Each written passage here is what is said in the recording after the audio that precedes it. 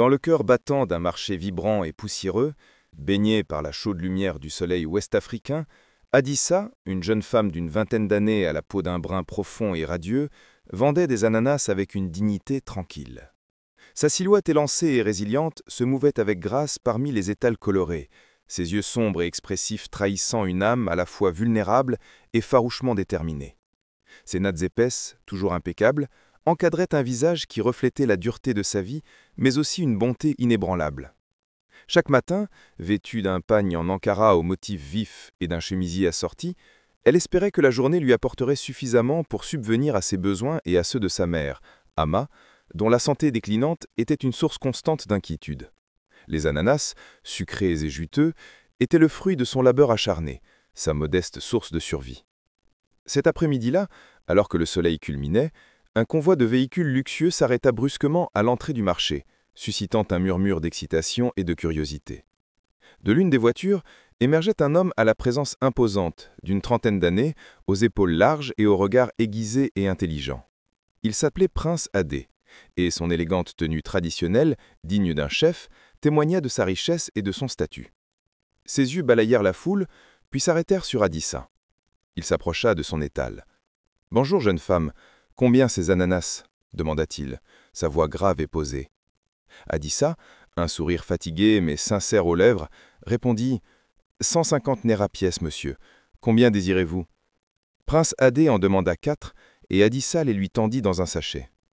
Alors qu'il s'apprêtait à payer, il réalisa qu'il n'avait que des billets de forte valeur et aucune petite monnaie. Gêné, il déclara « Je n'ai pas la monnaie, jeune femme. Je n'ai qu'un billet de 5000 nerra. » Sans hésitation, Adissa, voyant sa déconvenue, lui dit « Attendez, monsieur, je vous les offre. Vous achetez souvent des ananas frais chez moi. Je suis la seule à en vendre dans ce coin. J'achète des ananas frais tous les jours. Prenez-les. » Ces paroles étaient simples, mais remplies d'une générosité rare. Prince Adé fut profondément touché par sa gentillesse. Personne ne lui avait jamais offert quoi que ce soit par pure bonté. « Merci, jeune femme, » dit-il, un léger sourire aux lèvres. « Que Dieu vous bénisse. » À quelques pas de là, Femi, le compagnon d'Adissa, un jeune homme au corps sec, au regard intense et souvent agressif, dont l'attitude désordonnée reflétait sa nature violente, observait la scène, les yeux remplis d'une jalousie féroce. Il avait vu le prince offrir de l'argent à Adissa la dernière fois, et il ne supportait pas qu'elle sourie à d'autres hommes. Plus tard dans la journée, alors que Adissa et son ami Djid rangeaient les ananas, Prince Adé revint, cherchant Adissa. Sa femme, Oumou, avait tant apprécié les ananas qu'il voulait en acheter plus. Mais il avait une raison plus profonde. Il voulait comprendre la bonté de cette jeune femme. Djid, un jeune homme énergique qui vendait des fruits non loin de là, vit Femi s'approcher d'Adissa. « Hé, fille aux ananas, viens par ici !» cria-t-il, un pressentiment désagréable. Femi, le visage contracté par la colère, saisit Adissa par le bras. « Qu'est-ce que tu fais? Laisse-la! Mon patron veut lui acheter des ananas !» s'écria Djid, s'interposant. Femi, fou de rage, ignora Djid et se planta devant Adissa. Au moment où Prince Adé arriva, Femi et Djid étaient en pleine altercation. « Que se passe-t-il ici » demanda Prince Adé d'une voix autoritaire. Femi, voyant le prince, balbutia. « Non, c'est mon client. » Il l'ignora et s'adressa à Adissa. « Bonjour, jeune femme. Comment allez-vous » Adissa répondit respectueusement. « Très bien, monsieur. » Prince Adé lui fit une proposition audacieuse. « Combien pour tous les ananas sur ton plateau? Je veux tout acheter. » Adissa, stupéfaite par cette offre, calcula rapidement. « Monsieur, tout cela ne devrait pas coûter moins de 9000 nerra. » Prince Adé sourit. « Je les achète pour 10 000 nerra. » Le visage d'Adissa s'illumina. « Monsieur, que Dieu vous bénisse, que Dieu bénisse tout ce que vous entreprenez, votre famille, vos enfants. Merci, monsieur. » Sa gratitude était si pure, si débordante. Prince Adé l'exhortait de rester sage et de prendre soin d'elle. Au moment où Prince Adé s'éloignait, Femi, qui avait observé la scène avec avidité croissante, sauta sur Adissa. « Allez, viens ici. Ton travail maintenant, c'est de prendre l'argent des hommes. Ouvre ta bouche comme une chèvre affamée. Donne-moi cet argent, cria-t-il, en arrachant violemment l'argent des mains d'Adissa. Djid intervint, mais Femi le repoussa. « C'est quoi ton problème? C'est mon argent, oublie ça !» Il prit la somme et s'enfuit. Adissa, effondrée, s'agenouilla en pleurant. « Pourquoi? Qu'est-ce que je lui ai fait? Cet argent était pour ma mère !» Prince Adé, alerté par les cris, revint qu'en hâte. Il vit Adissa en larmes, Jid essayant de la consoler, et Fémi s'enfuyant. « Arrêtez la voiture! Courez après lui !» ordonna-t-il à ses gardes. Mais Fémi avait déjà disparu dans la foule. Prince Adé s'agenouilla près d'Adissa. « Ça va? Calme-toi. » Adissa, entre deux sanglots, raconta son histoire déchirante. « Ce n'est pas ma faute, c'est mon marché que j'ai vendu. Il ne veut pas que j'en profite, je ne sais pas ce qui ne va pas chez ce gars. » Jid, l'ami loyal d'Adissa, expliqua. « Ce gars, Fémi, il est trop jaloux. Il la frappe tout le temps à chaque fois qu'il en a une occasion. » Adissa, le corps couvert de cicatrices, invisible, leva les yeux, la peur et la résignation s'y mêlant. « Il dit que je souris aux hommes. Il me bat tout le temps, à chaque fois qu'il en a une occasion. » Prince Adé écouta, son cœur se serrant devant tant d'injustice. « Patron, voulez-vous que nous allions chercher ce type ?» demanda Kofi, le garde, un homme trapu et efficace, prêt à obéir. « Non, ça suffit, » répondit Prince Adé. « Ce monsieur ne vaut pas la peine qu'on se mette à sa poursuite. » Il se tourna vers Adissa. « Dis-moi, où vis-tu » Adissa, d'une voix hésitante, raconta son parcours.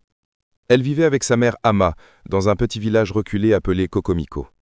Un jour, une amie de sa tante était revenue de la capitale Lagos, racontant les fortunes qu'on pouvait y faire. J'ai prié ma mère de me laisser partir avec elle pour gagner plus d'argent, parce que nous n'y arrivions pas. J'ai suivi cette amie directement à Lagos, et elle m'a hébergé. Elle a parlé à sa tante pour que je puisse rester, mais le mari de sa tante a refusé, disant que leur chambre était trop petite. C'est alors que Fémi m'a offert un toit. Il disait qu'il vivait seul dans une grande maison après le départ de son frère en Malaisie. C'est comme ça que j'ai commencé à vivre avec lui, avant qu'il ne commence avec tous ses problèmes. Adissa baissa les yeux. Donc maintenant, je suis sans abri. Peut-être que je devrais retourner à Kokomiko et rester avec ma mère. Prince Adé la regarda avec une compassion profonde. Faire quoi là-bas? Une si bonne garcine que toi mérite ce qu'il y a de mieux. Il fit une pause. Son regard intense. Veux-tu devenir quelqu'un dans la vie? La question résonna dans le vacarme du marché. Promesse d'un avenir incertain, mais teinté d'espoir. Ses yeux rencontraient les siens, et pour la première fois depuis longtemps, Adissa sentit une lueur d'espoir briller en elle. Son cœur, habitué aux coups et aux déceptions, osait à peine y croire. Prince Adé rentra chez lui, le cœur lourd d'une décision qui allait bouleverser l'équilibre fragile de son foyer.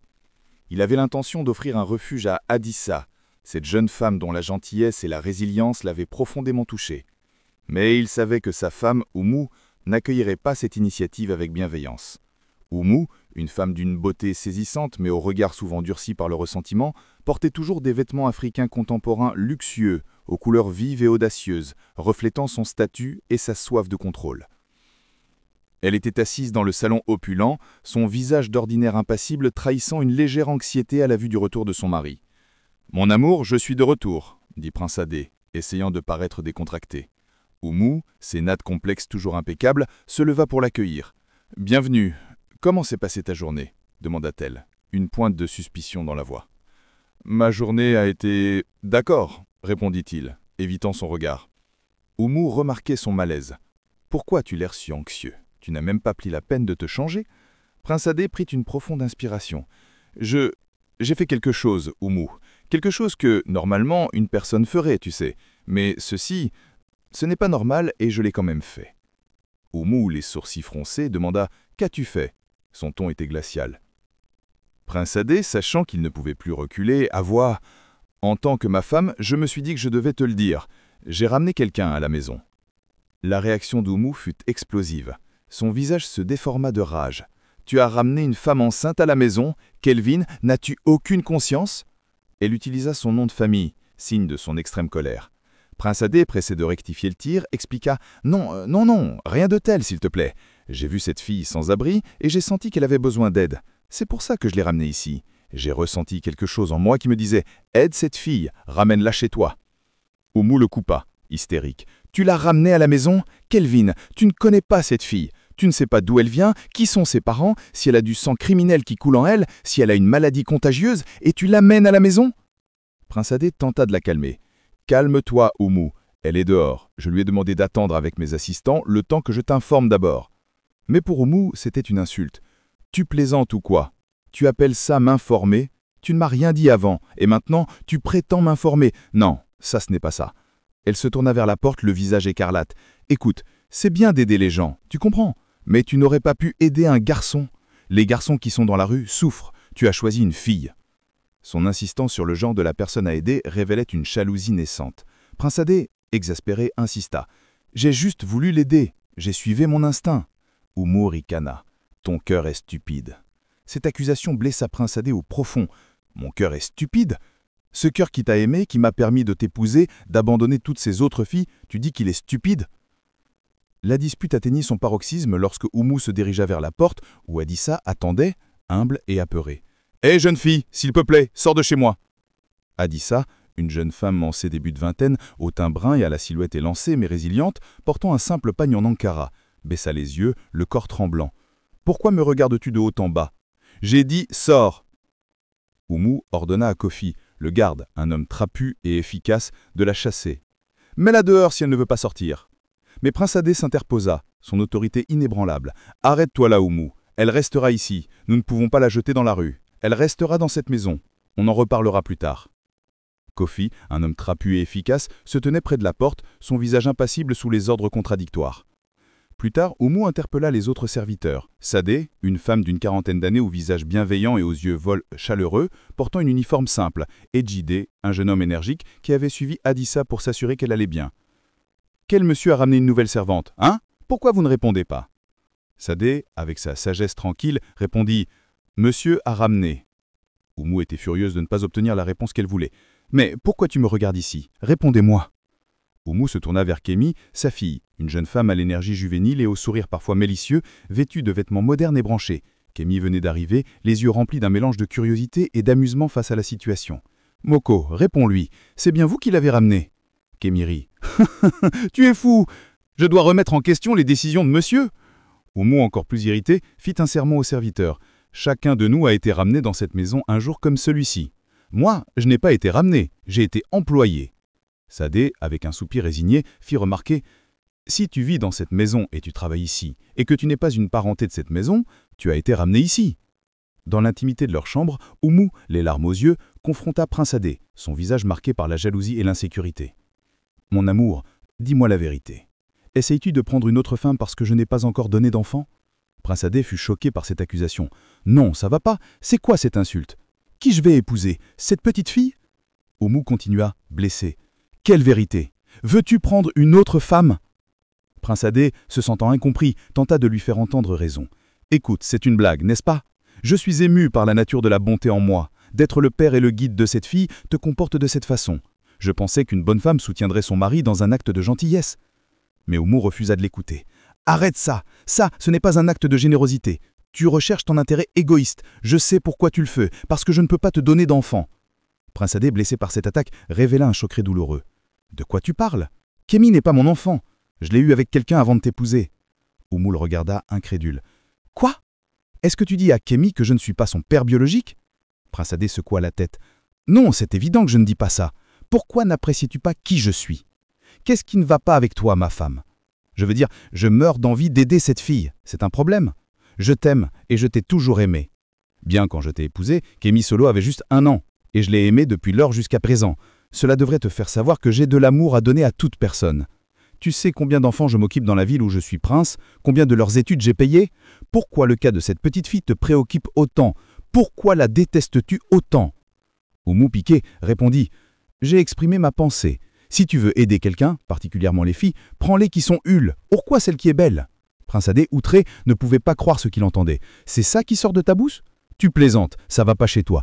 Je pense que tu as perdu la tête. » Oumou, inflexible, se moqua. « J'ai perdu la tête ? C'est toi qui l'as perdue. Il faut aider celles qui sont hulles. Bonne nuit !» Sur ces mots, elle tourna le dos à son mari, le laissant seul avec l'amère réalisation de la vraie nature de sa femme. Elle ne pouvait supporter l'idée que Adissa, si jeune et si belle, puisse captiver l'attention de Prince Adé, même si ce n'était que par sa bonté. Cette nuit-là, le fossé s'élargit, préfigurant les tempêtes à venir. Les jours qui suivirent l'arrivée d'Adissa dans la maison de Prince Adé furent un calvaire silencieux. Oumou, animé par une jalousie insidieuse et une profonde insécurité, était déterminé à rendre la vie d'Adissa insupportable. Kémi, sa fille, une jeune femme à l'énergie juvénile et au sourire parfois malicieux, vêtue de vêtements modernes et branchés, s'associait souvent à sa mère, trouvant un amusement cruel dans le harcèlement de la nouvelle venue.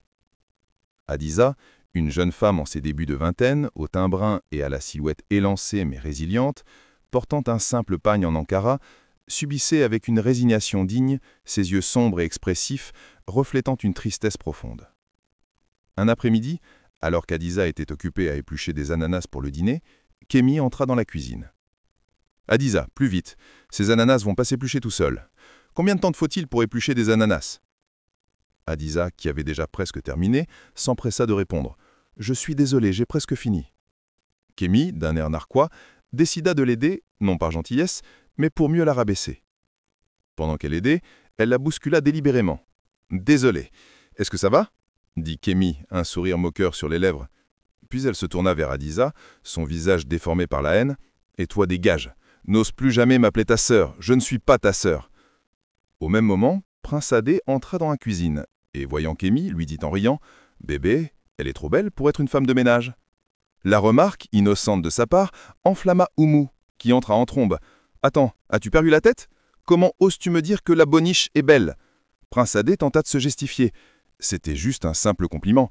Mais Oumou était aveuglé par la rage. « Tu veux dire que ma servante est belle? Tu as perdu la tête ou quoi ?» La situation devint vite intenable. Un ami de Kémy, venu lui rendre visite, se retira discrètement, gêné. Oumou, le visage rouge de colère, se tourna vers Adiza. « Adiza! Adiza, n'entends-tu pas ?» Adiza se précipita, la peur au ventre. « J'ai appris que tu as certains vêtements qui conduisent à la tentation. Laisse-moi les voir un à un. » Elle fouilla les maigres affaires d'Adiza. « Tu portes du rouge. Ne sais-tu pas que c'est une couleur diabolique? Tu portes du rouge dans ma maison. Tu veux que je sois en danger? Mets ça de côté. » Puis elle sortit un legging. « Des leggings? Tu veux faire ressortir tes formes pour que tous les hommes de cette maison soient confus, pour que les gens commencent à te regarder et te convoiter? C'est ce que tu veux? Ou alors tu veux qu'on te viole? Tu veux que j'ai des problèmes, c'est ça? Mets de côté. » Chaque habit d'Adiza fut scruté, dénigré, jeté de côté. Oumou l'humilia publiquement, la traitant de sorcière et l'accusant de vouloir séduire son mari. Finalement, elle ordonna à Adiza de rassembler tous ses vêtements, y compris ceux qu'elle portait, et de les brûler. « Ramasse-moi tout ça, nous allons brûler toutes ces choses. Tu veux que les hommes te convoitent ou tu veux être violée?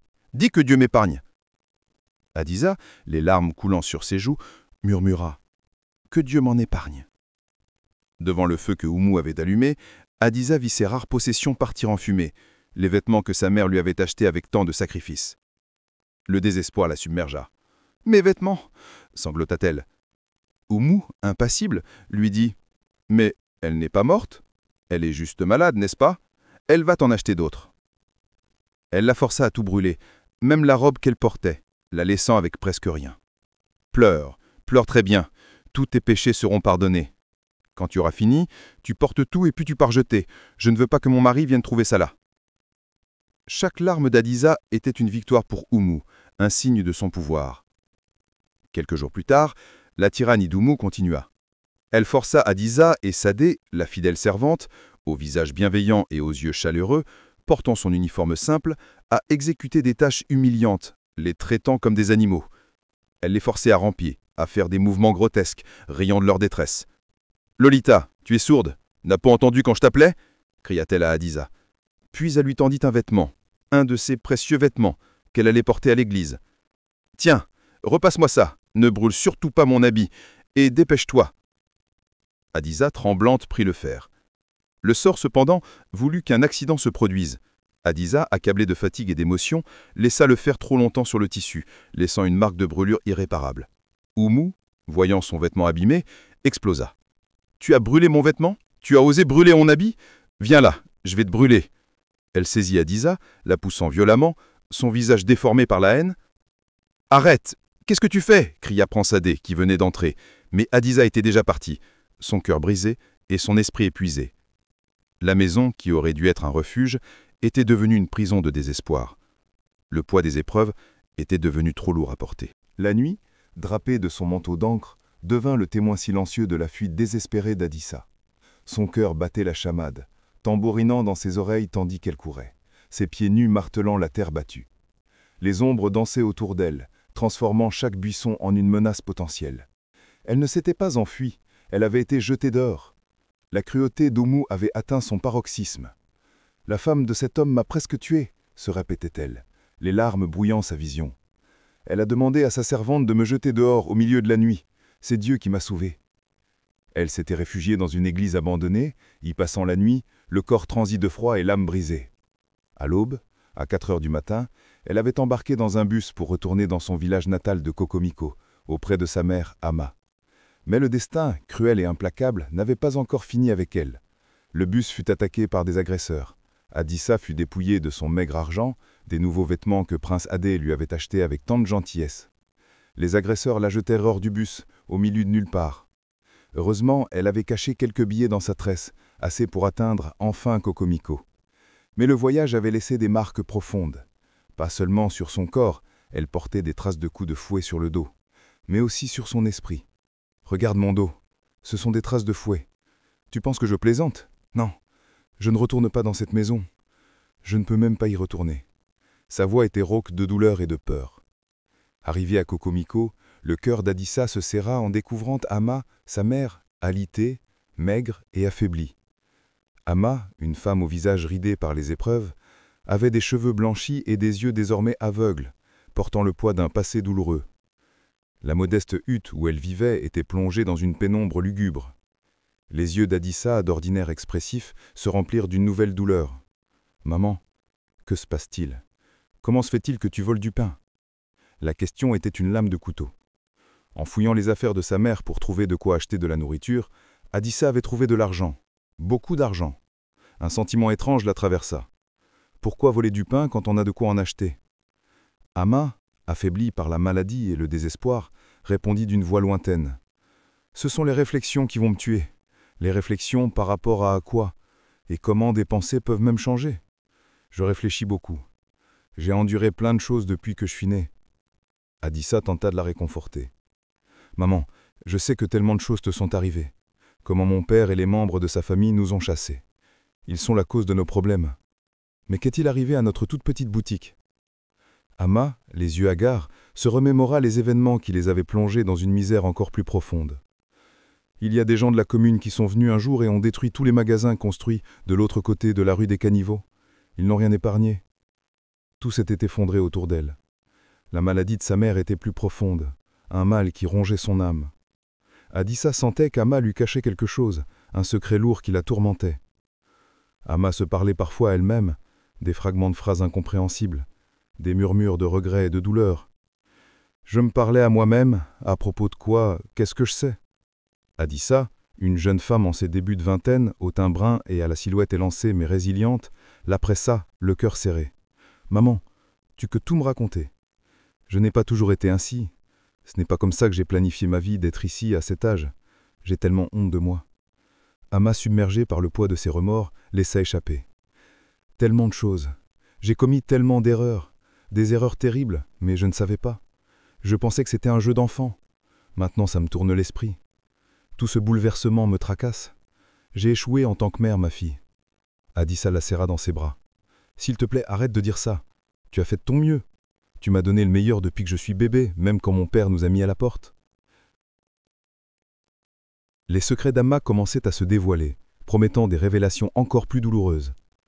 Adissa, maintenant à la fois protectrice et quêteuse de vérité, savait qu'elle devait rester forte pour sa mère. Son destin désormais entremêlé de mystère et de souffrance l'appelait à démêler les fils d'une histoire bien plus grande qu'elle ne l'imaginait. À Lagos, la somptueuse demeure de Prince Adé était plongée dans une tension palpable. Prince Adé, dont la présence commandait le respect, revenait de l'hôpital où il se remettait d'une blessure à la jambe. Vêtu d'une tenue de maison élégante, il s'enquit immédiatement d'Adissa. « Personne d'entre vous ne l'a vu sortir ?» demanda-t-il, son regard scrutant chaque visage, en particulier celui de Sad, la fidèle servante. Sad, une femme d'une quarantaine d'années, au visage bienveillant et aux yeux chaleureux, portant un uniforme simple, répondit « Non, monsieur ». Prince Adé se tourna vers Sad. « Je suis sûr que tu as son numéro. Alors appelle-la. » Sad, mal à l'aise, avoua « Elle n'a pas de téléphone. Elle a dit que le téléphone qu'elle utilisait s'est gâté et depuis, elle n'a pas eu l'argent pour en acheter un autre. » Prince Adé la regarda fixement. « Une jeune fille de cette maison, au milieu de la nuit, plie ses bagages, quitte la chambre où elle dort avec toi, ferme la porte, et tu n'as rien entendu, Sad? La même fille qui ne flotte pas et ne s'envole pas passe devant votre chambre à Amma et Gide, et vous n'avez rien entendu? Maintenant, cette fille se dirige vers le portail, où Kofi est supposé être de garde. De sa poche, elle a pris les clés du portail, a ouvert le portail avec succès, a fermé le portail sans faire de bruit, et celui qui a les clés n'a rien entendu de tout cela? Saad, Kofi et Jid, les autres serviteurs, qui l'écoutaient avec des têtes baissées, l'un après l'autre, balbutièrent « Désolé, monsieur ». Prince Adé, d'une voix qui trahissait une profonde déception, insista « Donc tout le monde ici me dit ceci, nous pouvons tous être ici en train de dormir, et quelqu'un peut venir de l'extérieur, porter chacun d'entre nous sur sa tête et partir avec succès, et nous n'entendrions bien? C'est ce que vous dites ?» Oumou, la femme de Prince Adé, à la beauté saisissante mais au regard souvent durci par le ressentiment, vêtue de luxueux vêtements africains contemporains, intervint, son visage empreint d'une fausse compassion. « Chérie, écoute, tu es très bon envers cette fille, d'accord, mais elle est partie sans même pouvoir te dire merci. Laisse-la partir. Tu penses vraiment que tu peux donner de l'or à un porc? Le porc va rejeter ton or et retourner dans la boue.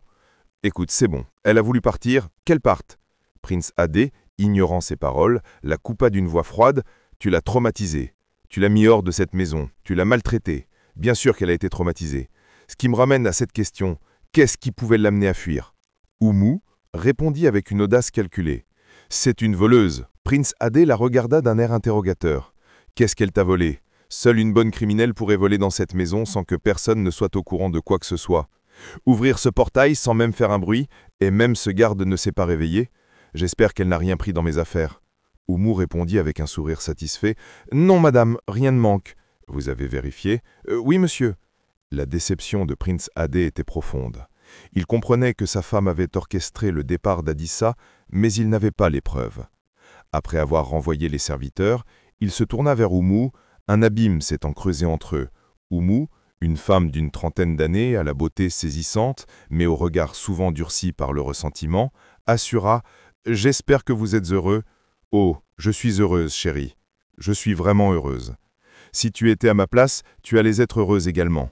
Tu as ramené une fille sous notre toit, dans ma maison, mais en disant qu'elle fait partie de ma famille sans aucun préavis, aucune discussion.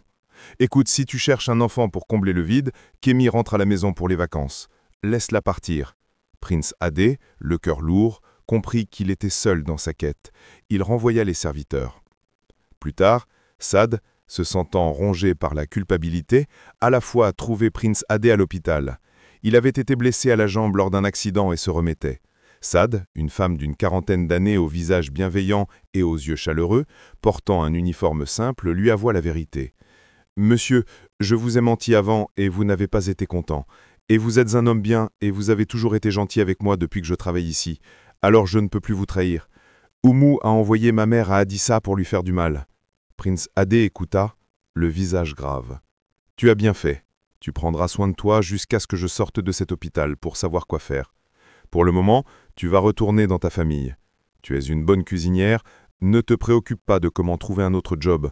Je t'aiderai à ouvrir ton propre restaurant. » Saad, surprise par sa générosité, répondit « Monsieur, je ne veux pas être une charge. Je peux trouver un autre job où que ce soit. Je n'ai pas fait ça pour une quelconque récompense. » Prince Adé sourit. « Écoute, c'est bon. Tu m'as été loyal. Rentre juste dans ta famille. » Il ordonna à Kofi, son garde trapu et efficace, de la raccompagner et de lui donner une somme substantielle. « Et tu la conduiras chez Adissa. Rassure-toi qu'elle soit bien, et quand tu y seras, remets-lui l'argent pour ses petits besoins. » Pendant ce temps, à Kokomiko, Ama, la mère d'Adissa, refusait obstinément l'aide de Prince Adé. Elle avait été traumatisée par le passé et ne voulait pas que sa fille se retrouve dans une situation compliquée. Quand Kofi arriva avec Saad, Ama les reçut avec une froideur inattendue. Ama, une femme au visage ridé par les épreuves, aux cheveux blanchis et aux yeux aveugles, tenant Adissa fermement par la main, déclara d'une voix ferme « Nous ne voulons pas d'argent de cet homme. Nous ne voulons pas de son éducation. Ma fille est une belle fille. Elle rencontrera un homme bientôt, elle épousera un bon mari, et son mari l'enverra à l'école. Dites à votre patron que c'est ce que la mère d'Adissa a dit. » Adissa, une jeune femme en ses débuts de vingtaine, au teint brun et la silhouette élancée mais résiliente, portant un simple pagne en Ankara, se rangea du côté de sa mère. « Saad, s'il te plaît, dis juste à Prince Adé que je suis vraiment désolé pour tout et je lui souhaite de vite se rétablir. Mais tu as écouté ma mère et je suis de son côté. Je ne retournerai plus dans cette maison. » La quête de vérité de Prince Adé et son désir d'aider Adissa étaient entravés par le passé mystérieux d'Ama. Il sentait qu'il y avait plus à découvrir, un secret profondément enfoui qui liait Adissa à son propre destin. Un silence pesant s'installa dans la petite hutte d'âme. L'air était lourd d'une émotion contenue, d'un passé qui menaçait de refaire surface. Adissa, une jeune femme en ses débuts de vingtaine, au teint brun et à la silhouette élancée mais résiliente, portant un simple pagne en Ankara, était assise aux côtés de sa mère, Ama, une femme au visage ridé par les épreuves, aux cheveux blanchis et aux yeux désormais aveugles. Leurs mains étaient entrelacées, un lien indéfectible les unissant dans l'adversité. Soudain, un mouvement à l'entrée de la hutte attira leur attention. Kofi, le garde de Prince Had, un homme trapu et efficace, apparut. Son visage d'ordinaire impassible, empreint d'une rare solennité. Il s'écarta pour laisser passer Prince Had, le riche et puissant homme dont la bonté avait tant troublé la vie d'Adissa. Prince Had, un homme d'une trentaine d'années à la présence imposante, aux épaules larges et au regard aiguisé et intelligent, vêtu d'une tenue traditionnelle élégante, s'avança dans la pièce exiguë. Ses yeux se posèrent sur Adissa, un mélange de soulagement et de tristesse silisant. « Bonsoir, Adissa, » dit-il d'une voix douce. « Je suis heureux de voir que tu te portes bien. » Adissa répondit, le cœur battant, ses yeux sombres et expressifs ne sachant où se poser. « Oui, monsieur. » Puis les yeux de Prince Had rencontrèrent ceux d'Ama. Et là, le temps s'arrêta. Un frisson parcourut l'échine d'Adissa en voyant le regard de Prince Had changer. Il y avait de la reconnaissance, mais aussi un choc profond, presque une révélation. « Qui êtes-vous » demanda Ama, sa voix tremblante, comme si elle voyait à travers sa cécité. Prince Had, sidéré, murmura « Est-ce possible ?»« Ama, c'est bien toi ?» Un murmure s'échappa des lèvres d'Ama, le nom de Kéné résonnant comme un écho lointain dans la hutte. Adissa, totalement perdue, se tourna vers sa mère. « Maman, que se passe-t-il? Tu connais mon patron? Tu connais Monsieur Prince Had ?» Le visage d'Ama se crispa, des larmes de douleur et de reconnaissance coulant sur ses joues ridées. Elle leva une main tremblante vers Prince Had. « J'ai entendu dire que tu étais morte, j'ai entendu dire que tu t'étais mariée et que ta femme et toi viviez au Canada. Que se passe-t-il, Kéné ?» Le monde d'Adissa s'écroula. Kéné, le même homme qui était son père dans les récits de sa mère, le même homme qui avait chassé sa mère et elle, et qui était maintenant Prince Had? Une vague d'émotion submergea Ama. « Voici ton père, Adissa !» s'écria-t-elle avant de s'effondrer, victime d'un malaise. « Maman, maman, lève-toi! De l'eau !» Adissa paniqua, essayant de ranimer sa mère. Les secondes s'étirèrent dans une angoisse insoutenable. Kofi s'empressa d'apporter de l'eau. « Maman, s'il te plaît, lève-toi. Qui est Kéné? Tu as dit que c'est mon père? S'il te plaît, lève-toi. » Prince Had, le visage ravagé par le choc et la culpabilité, s'agenouilla aux côtés de Ama. « Je pensais que tu étais morte. Tu es devenue folle avant de mourir. Tu as eu un enfant dans la rue et tu es morte lors de l'accouchement. Qui t'a dit ça ?» La voix d'Ama était un murmure à peine audible. « Gozi Nketchi. » Prince Had serra les poings. « Nketchi. Une femme méchante du village. Nous devons la voir. Elle a beaucoup à expliquer, beaucoup à dire. » Il se tourna vers Adissa. Ses yeux, d'ordinaire si forts, remplis d'une émotion brute. « L'odeur de mon sang dans toi t'a conduite à moi. » Il regarda Ama, son visage de père, enfin retrouvé. « L'odeur de notre sang m'a fait avoir cette conviction de t'accepter comme un protecteur, comme un père. Adissa, tu es ma fille, mon sang. » L'onde de choc fut trop grande pour Adissa. C'était trop à supporter. Son monde venait d'être complètement bouleversé. L'homme qu'elle avait admiré, le bienfaiteur, était en réalité son père. Le père qui les avait abandonnés, Ama et elle. Prince Had, enfin réuni avec Ama et Adissa, décida d'aller affronter une Nketchi, la source de tant de mensonges. Il donna des ordres à Kofi. « Patron, nous sommes déjà au village. Voulez-vous qu'on aille directement au palais ou alors chez une Nketchi ?» demanda Kofi. Prince Had répondit fermement. « Allons tout d'abord chez Nkechi. Si nous allons au palais, la rumeur se propagera que le prince héritier est dans les environs. Et si Nkechi sait que le prince héritier est connecté avec son monde, elle va envoyer le danger. Donc, nous allons d'abord chez elle. La vérité, aussi douloureuse soit-elle, devait éclater. Les fils du destin s'entremêlaient enfin, révélant un passé complexe et des liens familiaux inattendus. Le voyage vers Nkechi promettait des révélations encore plus profondes. Des cicatrices du passé enfin mises à nu. La petite maison de Nkechi, modeste et un peu délabrée, devint le théâtre d'une confrontation déchirante. Nkechi, une femme d'une trentaine d'années, au sourire autrefois charmant, désormais teinté d'amertume, portait des vêtements traditionnels simples et délavés. Son visage était marqué par la vie, mais ses yeux trahissaient une étincelle calculatrice. Ama, une femme au visage ridé par les épreuves, aux cheveux blanchis et aux yeux aveugles, se tenait devant elle, son corps frêle tremblant de colère et de chagrin. Prince Adé, un homme d'une trentaine d'années à la présence imposante, aux épaules larges et au regard aiguisé et intelligent, vêtu d'une tenue traditionnelle élégante, se tenait à ses côtés, sa présence imposant le silence. Adissa, une jeune femme en ses débuts de vingtaine, au teint brun et à la silhouette élancée mais résiliente, portant un simple pagne en ankara, observait, ses yeux sombres et expressifs remplis d'une intense curiosité, consciente que le voile allait se lever sur un passé douloureux. « Nkechi », commença Ama, sa voix rauque d'émotion. « Toi et moi étions les meilleurs amis quand nous étions jeunes. Tu m'as dit certaines choses qui ont changé ma vie aujourd'hui. J'ai souffert, Nkechi. Oh, comme j'ai souffert. Tu n'as pas idée. Des fois, on disait que j'étais folle, que j'avais des troubles mentaux.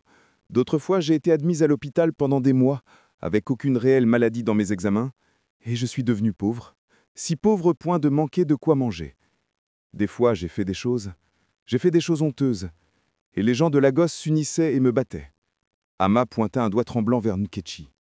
Je suis venu connaître la vérité, parce que quand Kene est rentré de ses études à l'étranger, il est venu vers toi pour demander de mes nouvelles, parce que personne ne pouvait lui dire où je me trouvais à ce moment-là. Tu as dit que j'étais morte. Ça veut dire que tu as beaucoup caché, Nkechi. Ça veut dire que tout ce que tu m'as dit était des mensonges. C'est pourquoi Dieu t'a puni ainsi et m'a aussi puni de t'avoir cru, d'avoir rompu un pacte très important. Nkechi, prise au dépourvu, tenta de se dérober. Je vais demander à quelqu'un que je connais. Où est ta femme? Elle cherchait à détourner l'attention, à impliquer Oumou. Oumou est femme? Quel Oumou? Oumou de la communauté d'Olulé? Balbutia-t-elle paniquée. Prince Adé, d'une voix autoritaire, les interrompit. Arrêtez toutes les deux. Écoutez, que se passe-t-il? Qu'est-ce que Oumou a à voir avec ceci? Ama insista. Elle a tout à voir avec tout ceci. Peux-tu l'emmener? Nkechi s'effondra, les larmes coulant sur son visage. Ok, je veux t'entendre, dit Prince Adé. S'il faut qu'elle vienne ici, évidemment que je ferai le nécessaire pour qu'elle vienne. Mais parle, s'il te plaît. Parle-nous. Nkechi, acculé, commença son récit, sa voix rauque de remords et de peur. Tout est arrivé un jour. Oumou est venue vers moi. Elle était en colère et elle pleurait. Elle n'était pas du tout heureuse. Nkechi, feignant elle compassion, lui demanda ce qui n'allait pas. Oumou, alors jeune et désespéré, lui raconta comment son père avait été humilié par Jabari, l'usurier du village, pour une dette de 30 000 naïras. Ce Jabari, un homme d'âge moyen, au corps musclé et au regard dur, avait été impitoyable. Le chef de ton village, avec ses gardes, l'a gravaté. Ils lui ont même donné une gifle. Il fallait même voir comment on l'a traité comme un animal, raconta Oumou. Elle supplia Nkechi de l'aider. S'il te plaît, Nkechi, aie pitié. Tu sais que l'économie va mal? Je n'ai que 30 000 naïras dans cette maison. S'il te plaît, Jabari, aie pitié. Depuis hier, nous n'avons pas mangé. Jabari, inflexible, avait refusé. L'argent que tu as emprunté chez moi, tu ne me l'as pas remboursé. J'ai envoyé mes gardes, tu ne leur as pas donné. Alors j'ai décidé de venir moi-même et tu me racontes des histoires. Plus de chance. Oumou, désespéré, lui avait demandé un moyen de se venger. Je veux me marier avec le fils du chef. Mais tu sais que Kene est déjà fiancé à mon ami Ife, ma meilleure amie. Nkechi avait été horrifié par cette proposition. Je sais.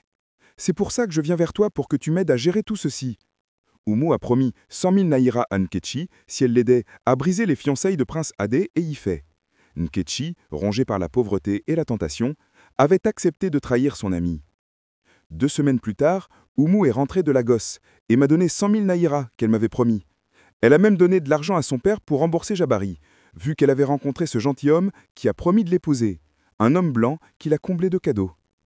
Quelques années après le départ de Prince Adé pour Londres, Oumou était tombée enceinte de cet homme et il s'était tiré. Une histoire d'une autre trahison. Nkechi continua, révélant le plan diabolique. Nous avons aussi planifié d'inviter Kenneth dans cette maison pour que je le séduise et après crier qu'il a essayé de me violer. Ama, horrifié, s'écria « Nkechi, pour de l'argent? Nkechi ?» Nkechi conclut, les larmes coulant sur son visage. « Maintenant, tu connais la vérité.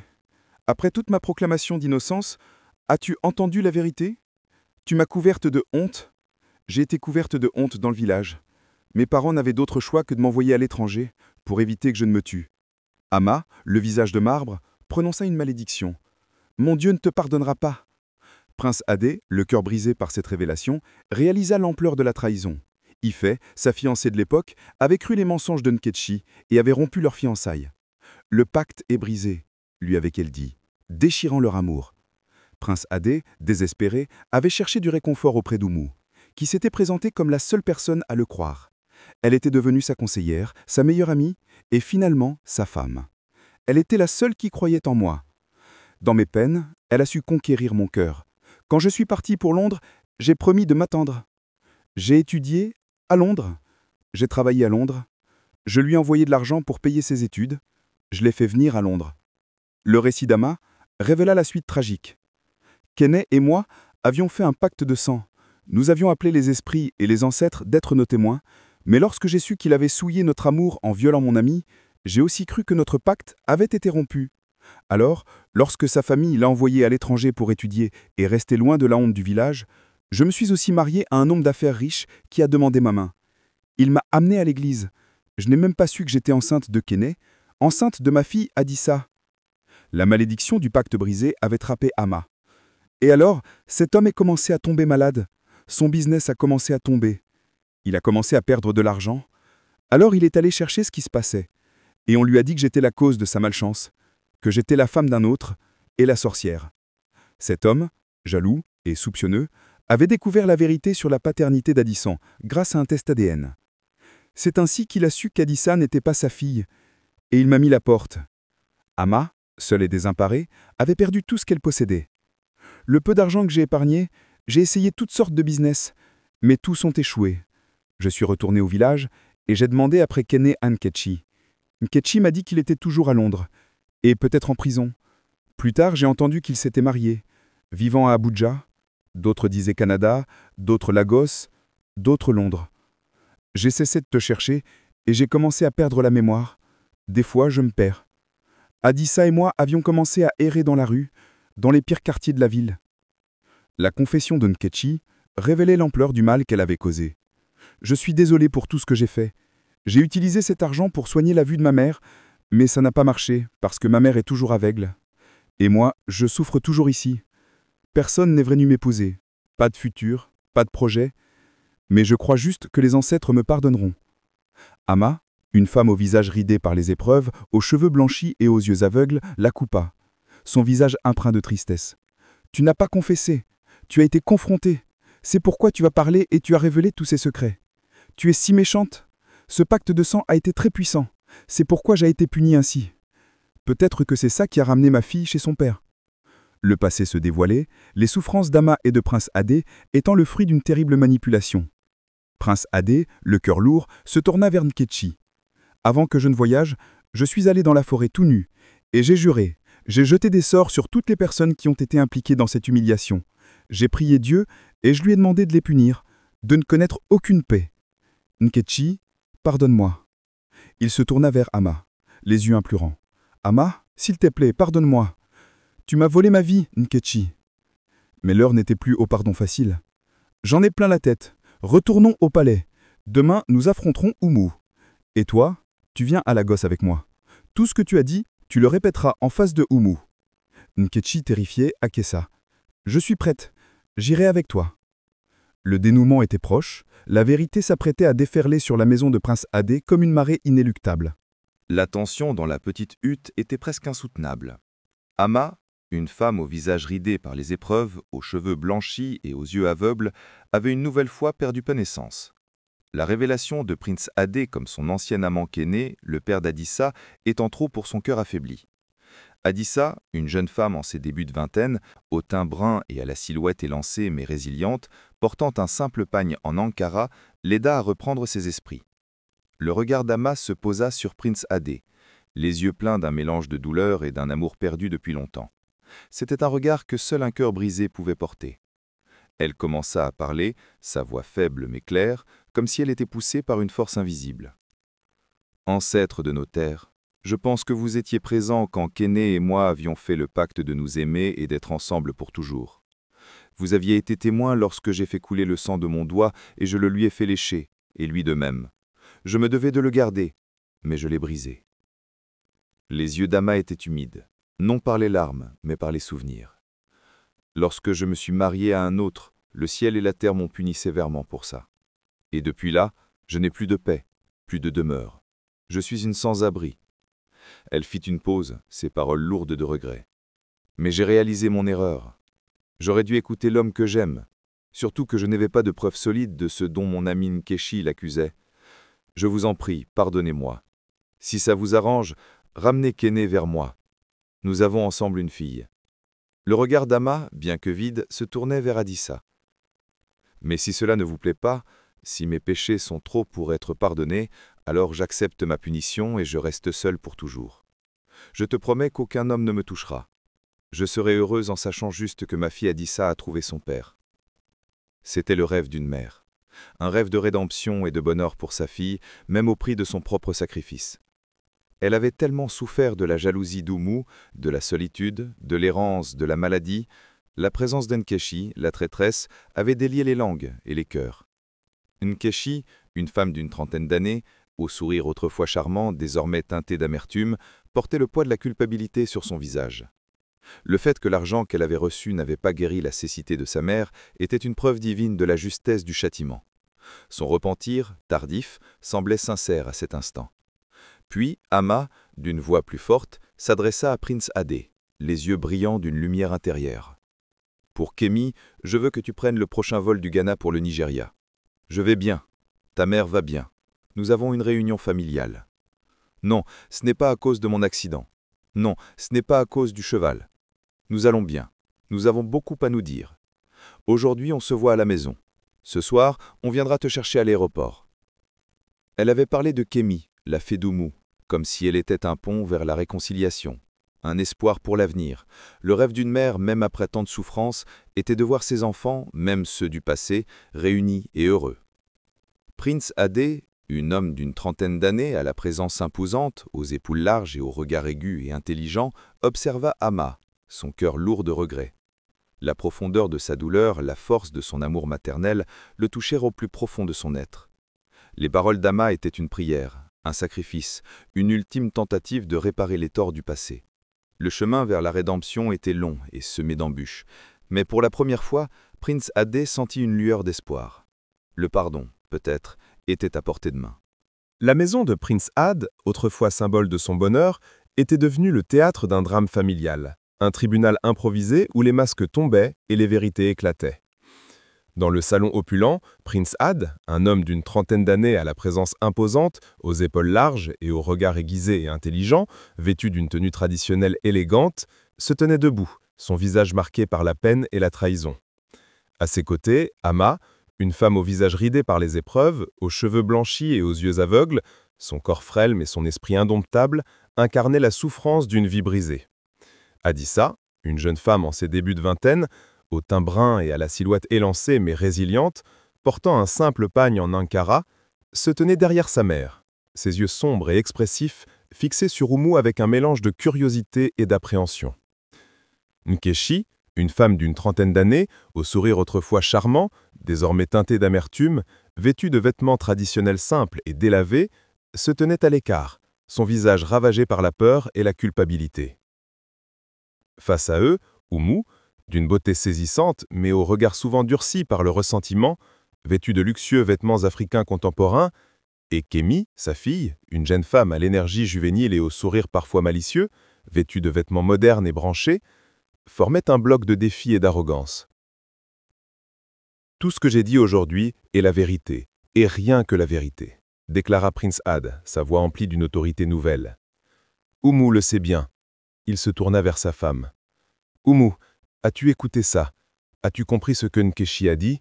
Ni le fait que tu m'as piégé à entrer dans ma famille n'était un plan, ni que tu m'as épousé à cause de la revanche que tu avais pour mon père, à cause de ton égoïsme. Ni Oumou le coupa, son visage un mélange de défi et de mépris. « Écoute, je ne nie rien du tout, d'accord? Tout ce qu'elle a dit fait partie du passé. Je suis maintenant ton épouse et ça ne peut rien changer. Que veux-tu que je fasse, retourner dans le passé? Voici celle qui a ramené le passé. Qu'est-ce que tu veux que je dise? Et celle-là aussi, elle a ramené sa bâtarde. Allons, nous tenons dans cette maison. Cette chose qu'elle appelle ta fille, qu'est-ce qui te prouve que c'est vraiment ta fille? Il n'y a rien qui puisse te le prouver, ce n'est pas l'amour. Elle ne se convient pas ici. Alors non, je ne vais rien nier du tout. » Son arrogance était stupéfiante. Prince Had, le regard perçant, lui demanda « Ne ressens-tu aucune culpabilité? Ne ressens-tu pas un quelconque remords de ce que tu as fait ?» Oumou répliqua, le menton haut « Pour moi, aucun, pour tout ce que tu as fait. » Prince Had, le cœur brisé, se tourna vers Adissa. Ses yeux d'ordinaire si forts, remplis d'une tendresse inattendue. « Ma fille, Adissa, celle qui est une princesse au trône, celle qui est héritière de tout ce que je possède. » Kémi, la fille d'Oumou, intervint le visage déformé par la jalousie. « De quoi est-ce que tu es en train de parler? Qu'en est-il de Kémi? Est-elle l'assistante de ton trône ou quoi? Papa, qu'en est-il de moi? » Ama, une femme au visage ridé par les épreuves, aux cheveux blanchis et aux yeux aveugles, d'une voix soudainement forte, rétorqua à Kémi « S'il te plaît, ce n'est pas ton père. Qu'est-ce qu'il parle? Il ne l'est pas. Demande à ta mère qui est ton père. Tu n'es pas d'ici. » Oumou, hors d'elle, répliqua « Adissa, ne sois pas comme elle. Si tu savais ce qu'elle m'a enduré. » Prince Had, d'une voix qui fit taire tout le monde, s'adressa à Adissa. « Adissa, viens par là. » Il se tourna vers Oumou et Kémi, un regard de froide détermination dans les yeux. « Eh, mon amour, ma princesse, que veux-tu que je fasse de ces personnes? Des personnes qui nous ont fait du mal. Je parle d'Oumou, Kémi, et bien sûr ta mère. » Il s'adressa à Oumou, sa voix empreinte d'une profonde amertume. « Je t'ai supplié pour tout. Je te supplie au nom de Dieu. J'ai supplié au nom de notre amour. Je t'ai supplié, mais tu m'as laissé couvert de honte. Tu as permis que cette fille souffre. Tu as laissé notre fille souffrir. Je t'ai supplié. Adissa serait à l'abri de tout dans le confort de la maison de son père. Mais tu as dit non. » Il se tourna vers Kémi. « Toi, ton cœur est si perfide comme celui de ta mère. Mais je te pose cette question.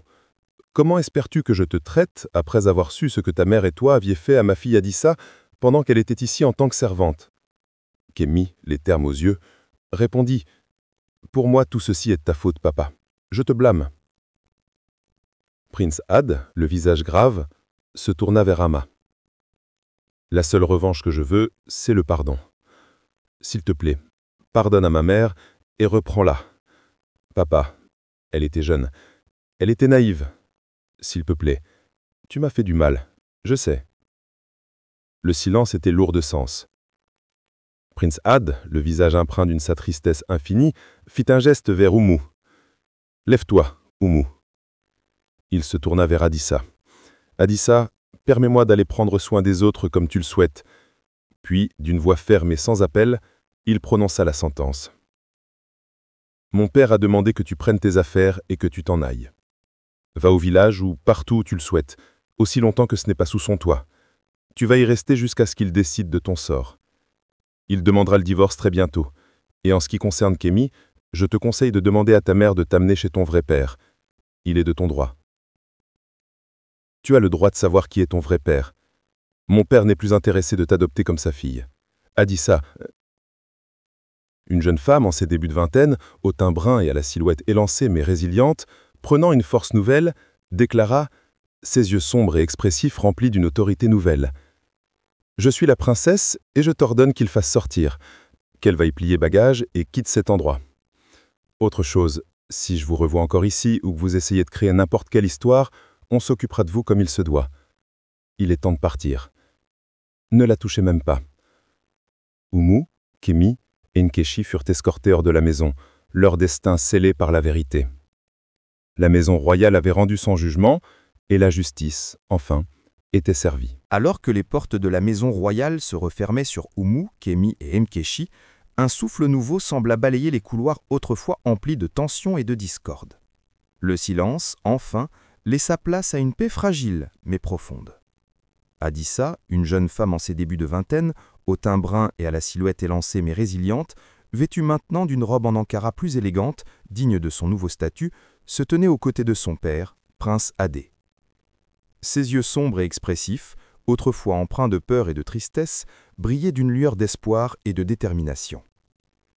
Prince Adé, un homme d'une trentaine d'années à la présence imposante, aux épaules larges et au regard aiguisé et intelligent, son visage apaisé et empreint d'amour, se tourna vers Sadé, la fidèle servante. « Sadé, » dit Adissa, sa voix douce mais assurée. « Oui, ma princesse ?» répondit Sadé, une femme d'une quarantaine d'années au visage bienveillant et aux yeux chaleureux, portant un uniforme simple, son respect sincère. Adissa sourit, un sourire qui atteignait ses yeux. « Je n'ai pas de sœur aînée, et je veux que tu sois ma sœur aînée. J'ai besoin de quelqu'un qui me guidera sur une bonne voie, en particulier maintenant que je suis une princesse. J'ai besoin de certains cours, tu sais. J'ai besoin d'apprendre les bonnes manières. Ma mère ne peut pas le faire elle-même. C'est toi. Toi qui fais toutes choses parfaites. Merci. Alors, qu'est-ce que tu en dis ?» Sadé, les yeux remplis de larmes de joie, acceptait avec humilité. « C'est un honneur, ma princesse. » Adissa se tourna vers son père, un profond respect dans son regard. « Papa, permets-moi d'aller prendre soin des autres comme tu le souhaites. » Elle ne voulait pas oublier d'où elle venait, ni les souffrances qu'elle avait endurées. Son nouveau statut ne devait pas la séparer de sa compassion. Prince Adé, un homme d'une trentaine d'années à la présence imposante, aux épaules larges et au regard aiguisé et intelligent, sourit, fier de sa fille. « Tu as le cœur pur, Adissa. C'est ça, la vraie richesse. » Le lendemain matin, la famille se réunit pour le petit déjeuner. Ama, une femme au visage ridé par les épreuves, aux cheveux blanchis et aux yeux aveugles, était assise à la table, son visage illuminé par une sérénité nouvelle. Sadé lui avait préparé son plat préféré. Adissa s'assit à ses côtés, lui tenant la main. L'héritage d'Adissa n'était pas seulement la richesse matérielle, mais aussi un héritage de résilience, de bonté et de compassion. Elle avait retrouvé son père et avec lui un avenir qu'elle n'aurait jamais imaginé. Elle allait étudier le droit, devenir avocate, pour défendre ceux qui n'avaient pas de voix, ceux comme elle qui avaient été opprimés et maltraités. Le rêve d'une vie meilleure, né dans la poussière d'un marché, était devenu une réalité. Le chemin avait été long et semé d'embûches, mais Adissa, la fille aux ananas, était enfin devenue la princesse qu'elle était destinée à être, portant en elle l'espoir d'une nouvelle ère de justice et de compassion pour tous.